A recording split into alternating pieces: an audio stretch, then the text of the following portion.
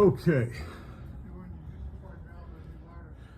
So we're up. We have the. This one actually, this came out of the water department. We have 4 dials here at the 1888 Bordentown clock. And if anybody asks, I know where it is. Looking at the motion works, it appears to be quite gummed up. Now we have some shields up here. I'm not, honestly not sure what they are. If they actually think that they're, you know, dissipating any dust, I just don't think it's working. So the panels are very beat. Um, I'm going to reinforce it. I'm going to put a Structurally speaking, one by all the way around. I'm feeling pretty good about this. And I can tell you that the dials are taking a beating here.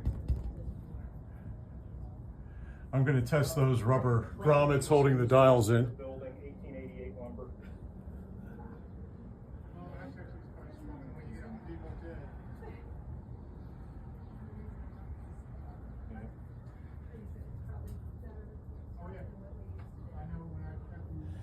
I just see a lot of And I'd be willing to bet.